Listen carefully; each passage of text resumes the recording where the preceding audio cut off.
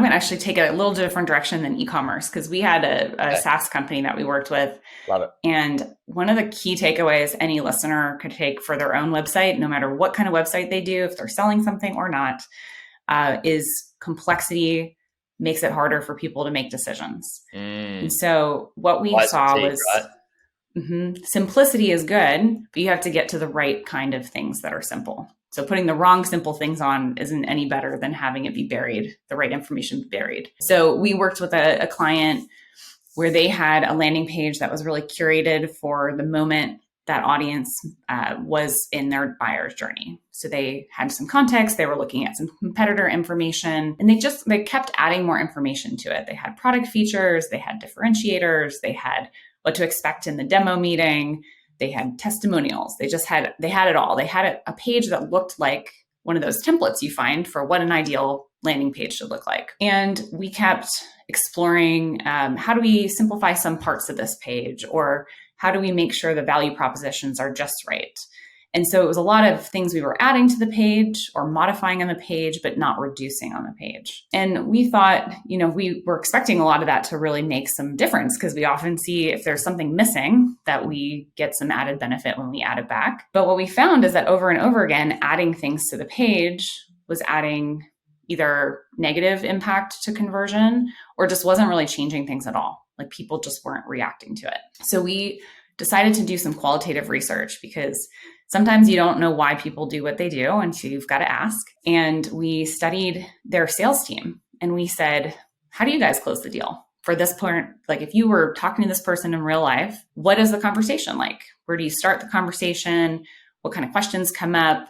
Where do you end the conversation?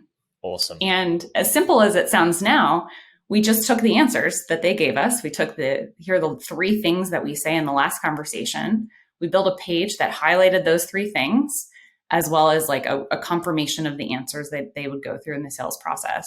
And the conversion rate doubled overnight. So we got rid of everything and we just focused on like 3 key pieces of information.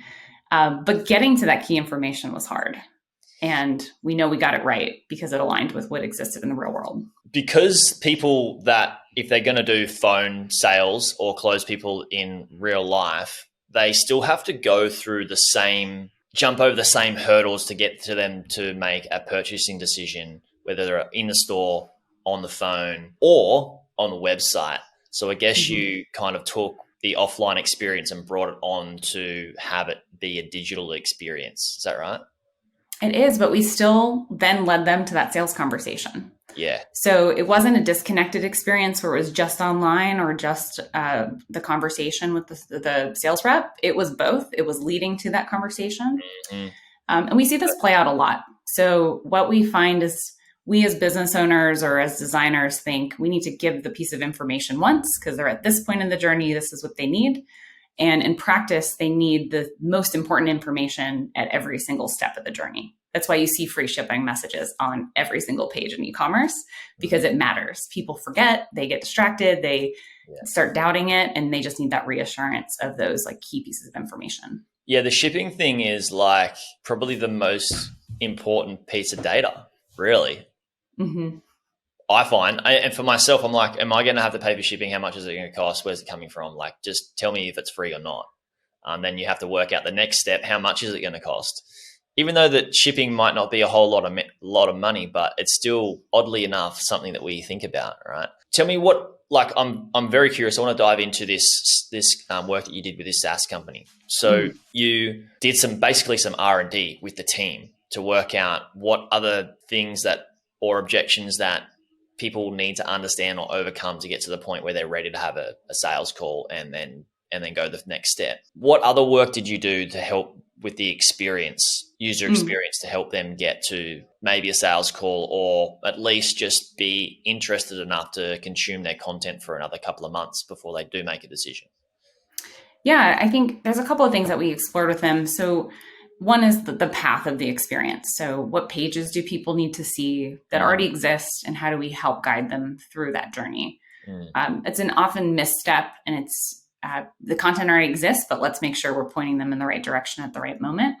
So that was a really critical part of our testing roadmap. Then the design within each of those pages. Do we have the right message? Are we showing enough social proof? Do we have the right CTAs in the right places so people are drawn to taking action? And then once they start to take action and they're filling out a form, are we balancing how much time it takes or what the experience of filling out the form is like with the ultimate conversion? We get a lot of drop-offs in form fills, and you get a lot of drop-offs in checkout. So simplicity can be key, but it's not always key. Sometimes you do need to ask for more information to get them to convert, to get them to be bought into converting.